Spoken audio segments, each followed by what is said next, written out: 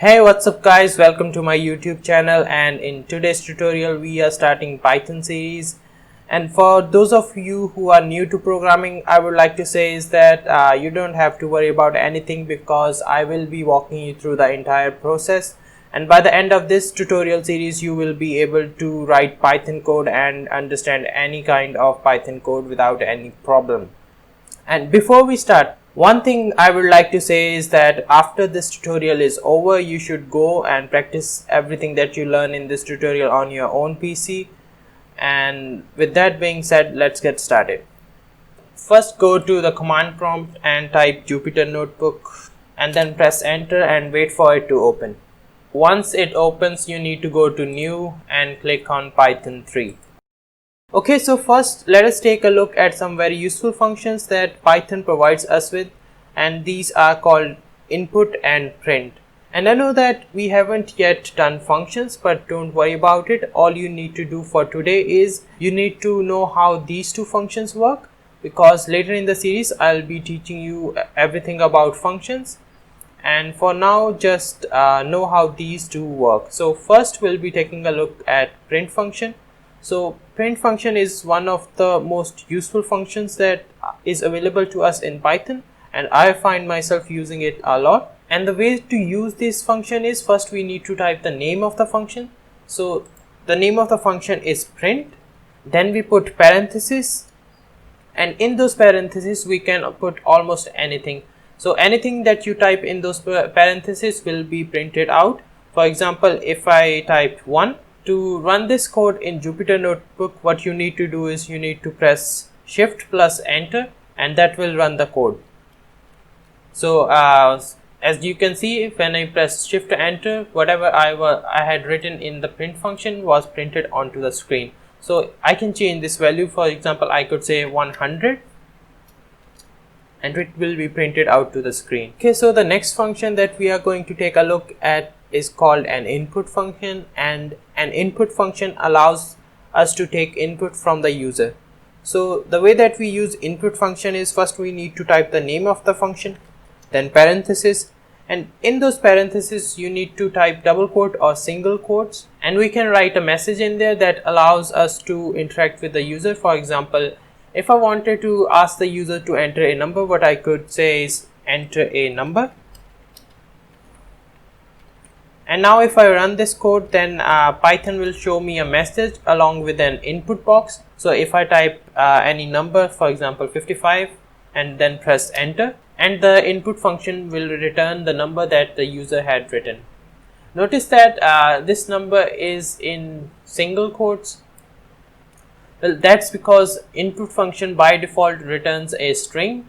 So we haven't done strings yet, but we'll be doing strings, and I'll explain then what this means. And for now, let us move on to the next part. Okay, so now that we know how we can take input from the user, what we actually want to do is store that input. So let us take a look at how we can do that. Well, like every other language, Python also provides a way for us to store data from the user so that we can use it later in our program. So and this can be done using variables. So what are variables? Well, variables are a way for Python to store information so that we can use it later on in our program. But like any other language, Python also provides some rules for declaring variables. So let us look at first how we can declare a variable. For example, if I wanted to store my name, what I would do is I would create a variable called name. Then I would say is equals to, then my name. So what does this mean? So this name is what we call a variable. So what this line means is that the variable name will contain the string Dilpreet. Okay, so there are some rules that we must follow while declaring variables. So the first one is that variable names cannot start with numbers. So what that means is I cannot write 1 then name is equals to Dilpreet. Now if I try to run this, it would give me an error because in Python variable names cannot start with numbers. But what I can do is I can write number in between my variable names. For example, if I wanted to write n1 then name, for example, if I wanted to write a number in between name, I can do that and it would not give me an error. What I can also do is I can write a number at the end of my name, so that is also a valid variable name. So other than that, the second rule is that we cannot have spaces in between variable names. For example, if I wanted to write a variable name like this, then I won't be able to, because it will give me an error, because variable names cannot have spaces in between them. But if you wanted to do something like that, what you could do is you could replace the space by a underscore. So this would not give you any error because it's a valid variable name. So other than that, we cannot have special characters in between variable names. By that, what I mean is we cannot have stuff like @ or exclamatory sign and $sign and percentage. So all these would be considered invalid variable names or illegal variable names. So these are the three rules that we must follow while declaring variable names.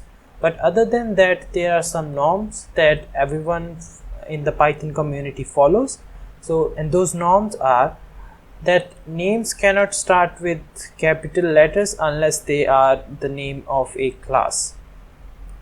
The second one is that we cannot have keywords as our variable name. So what are keywords? Keywords are fixed words that cannot be used for something else, like they have specific meaning in Python and they are used for different purposes. We should not use those names as our variable names. So now that we know what variables are, let us take a look at what data types are.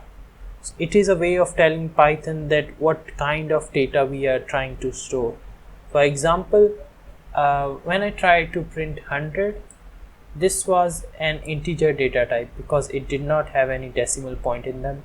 And this is a string data type, this is also a string data type, and this one is also a string data type. Before we move on to a string data type, let us take a look at numbers. So numbers consist of two data types. First one is integer and the second one is floating point.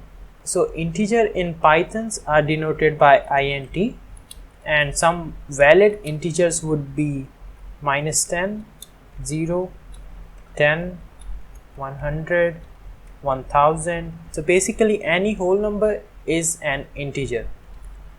So as for floating points are denoted by float,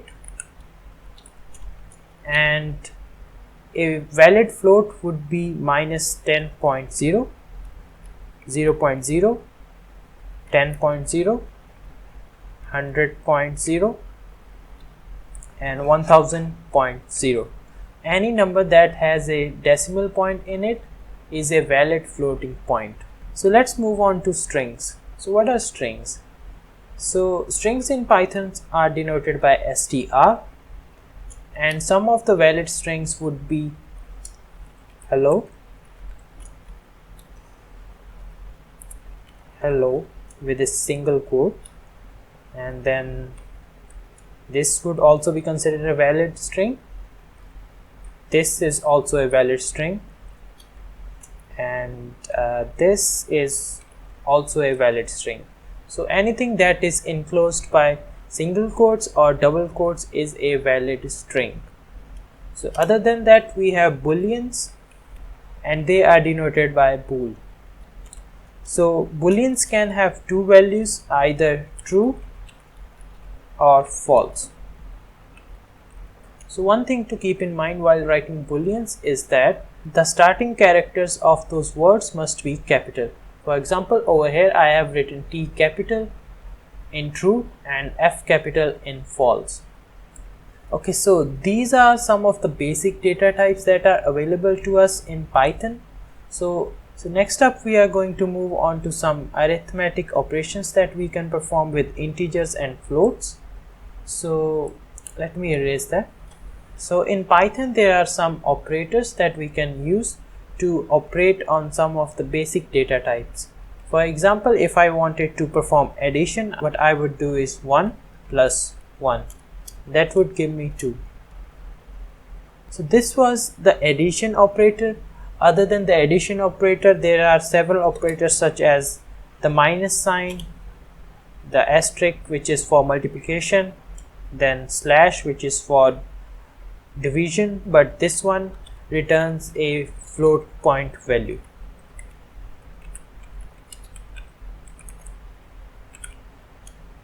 So but if you wanted to return a integer value, what you could do is you could say double slash, and this one would return integer.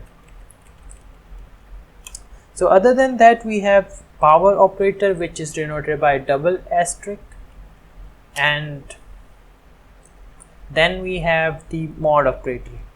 So this one, so this percentage sign is called the mod operator, and it is used to get the remainder of two numbers. For example, if I wanted to find out what's the remainder of 22 by 7, what I would do is 22, then percentage, then 7. This would return the remainder between the two numbers. So now that we know about integers and some operators, let me give you a fun exercise that you can do on your own, and that would help you a lot in understanding how these things work. So what I'm going to do now, you might not understand the entire process, but you don't need. So what I'm going to do is I'm going to create a function for you. So before we tried the print function and the input function, these two are functions. So those were built-in functions, but now I'm going to build my own function in Python. The way that we build a function is, first we write define, the name of the function. I'm going to say operator, then brackets, then inside those brackets goes some arguments if you want some arguments in your function, but right now we are not going to get into that. So for now, let's just skip that part, and then we write colon. Now over here we can write the code or the operation that we want to perform. So we are trying to perform some arithmetic operations by getting the input from the user. So let me create two variables, num1 which is equals to input,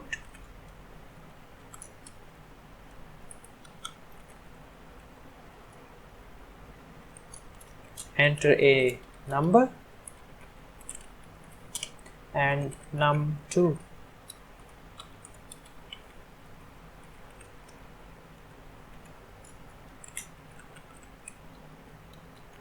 Now if I run this code, this will create my own function. So if I try to run this function, what will happen is it will ask me for input of those two numbers. So let me show you.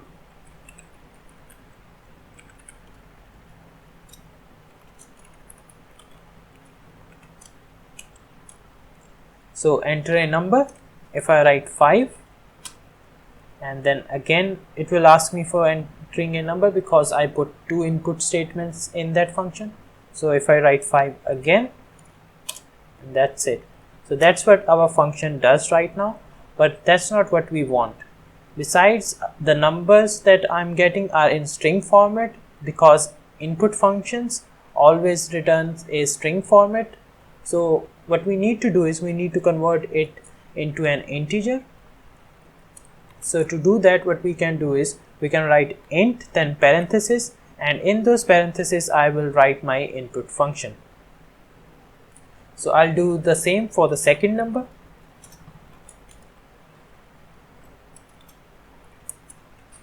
So if I run this now, it will again ask me for those numbers. I will write 5 and 5.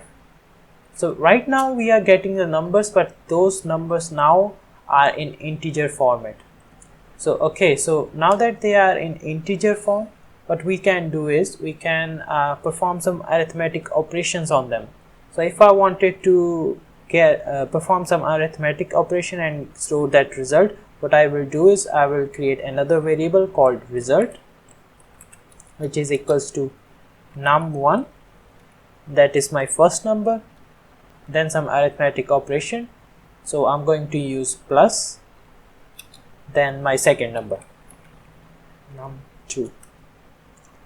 Okay, so what this will do is it will add those two numbers, but it won't return the result. So what we need to do is we can either return the result or we can print the result, but I'm going to print it because it's not, so this is just something that I'm showing you so you can play around with it. So I'm going to say print result, and my function is ready now. Now if I enter those two numbers, 5 plus 5, that will give me a 10. So now what I want you to do is I want you to play around with this function. So you need to change this operator. For example, I showed you some of the operators over here. So now what you need to do is you need to try every single operator over here. So for example, if I wanted to multiply those two numbers, what I could do is I could say asterisk instead of a plus sign. Now if I run this code again, 5 times 5, it will give me the result 25. So I want you guys to go ahead and play around with this function. So once you are done with this, what you can do is you can convert this int into a float, this one as well. So now if you run this function, it will return you float values. So for example, if I wanted to multiply 5.5 with 5, it will give me the result 27.5. But if I had int over here, and then if I tried to write 5.5, it would give me an error, because what I'm trying to do is I'm trying to accept an int. So what I'm trying to do is I'm trying to accept an integer type value, but what the user entered was a floating point value. So keep that in mind, that if you get this error, it's probably because you are putting the wrong values over here. So I want you guys to play around with this and perform all these operations on integer and float values so that you get a better understanding of this. Okay, so you can pause the video and do that right now, or you can do it later.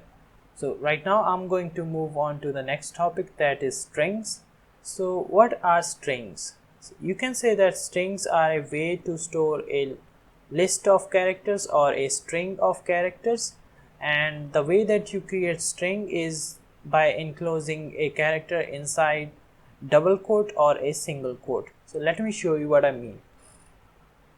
For example, if I wanted to write my name, or if I wanted to store my name, then that would be an string type value. So I would need to do is string double quote, then my name, or what I can also do is my name is Dilpreet. So this is a basic example of a string. Now I can also replace those double quotes with a single quote, and that is also a valid string. So the reason why you would want to use both double quotes and single quotes is that, for example, if you wanted to write this sentence, I don't know how to drive. So notice that you are using this quote over here. So if you had single quotes instead of double quotes, then Python would get confused and it would think that the string stops over here. So this is one reason why you want to use double quotes where you have single quotes inside your string. So in strings there is a method called indexing by which you can get a character from the string. So how would you know what is the position of n?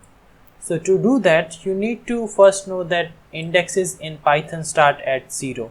So the first character will have the index 0, the second one will have the index 1, the third one will have the index 2, and so on. So keep that in mind that in Python indexes start at 0. So if I wanted to get this m, what I would need to do is type 0. If I wanted to get this n, then what I would need to do is I would need to type the index of this n.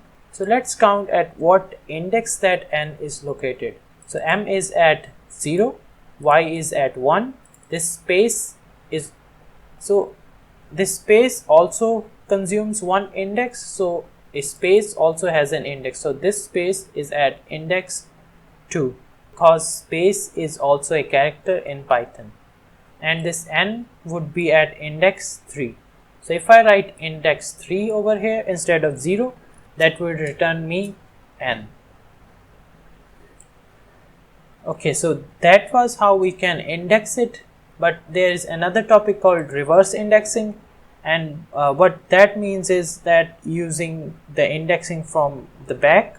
So if I wanted to get t, the last character in this string, I do not need to count all the strings. What I can do is I can say -1 instead of 1, and that would return me the last character of my string. For example, if I say name -1, and that would return me t, which is the last character of my string. Okay, so that's it for today's tutorial. If you have any questions, leave them in the comments below, and if you like this video, please subscribe, and you can hit the notification icon if you want to be notified every time a new video drops.